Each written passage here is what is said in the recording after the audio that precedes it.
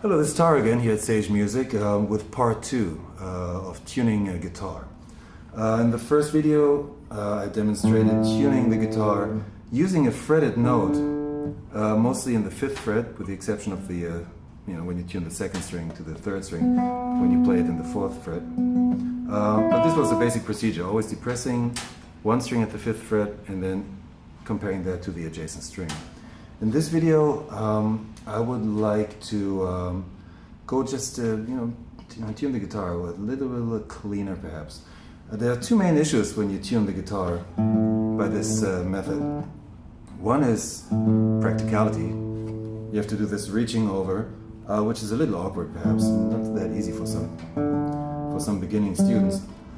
The other problem is that when you depress a string, you apply a certain pressure to it, which may get the string a little bit out of tune. Just to demonstrate, this is, do you hear this? It's quite a bit that you can bend the string.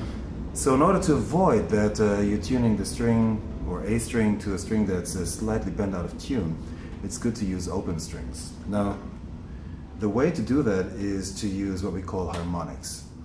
There are many harmonics on the guitar, many audible ones that is.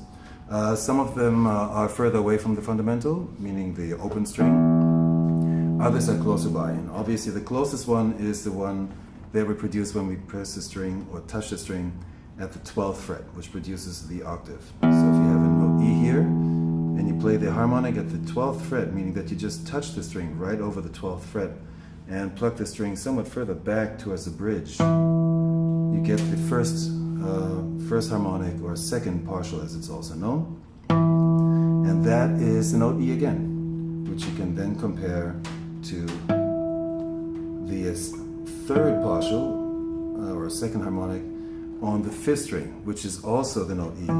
However, they are again an octave apart, so it's tricky for some people in the beginning to compare two notes, even if they're the same, if they're an octave apart, but it's something that you will get used to rather quickly. The reason why I choose this one is because I want to stay as close to the fundamental as possible. Many guitars use this method, but here you're already operating on the third partial and comparing that to the second on the 5th string. So you're moving further and further away from the original pitch. So for that reason, I recommend you start 12th fret, 6th string in this case, comparing that to the 7th fret harmonic on the 5th string. And you want to tune these as clean as possible. In this case, it's good. You can do the same procedure when you move on to the tuning the 4th string. 12th fret, 5th string, compared to, sorry. So 12th string, 12th fret, 5th string, and the 7th fret, 4th string. You have an A and another A, an octave apart. I tuned the guitar just a minute ago, so it's pretty clean. You can do the same, tuning the 3rd string to the 4th string. So 4th string, 12th fret, and 3rd string, 7th fret. Now it's pretty high already. It's a little less easy to hear. Like that. And then you have to, or I like to go back to the note E, that is a 12th fret, 6th string. Compare that again to the 5th string, 7th fret, and that to the open E string. Because these are, again, all the note E. E.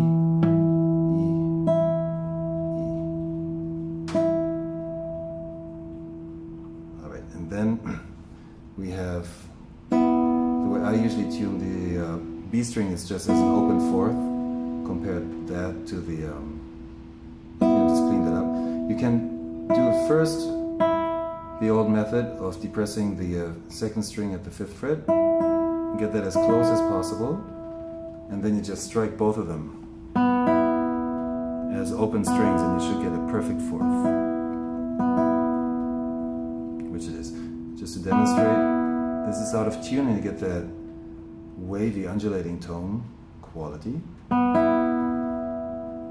And then you bring it up slowly this wavy quality goes away as you approach the perfect fourth. Like that. And as always, we finish up with an E major chord.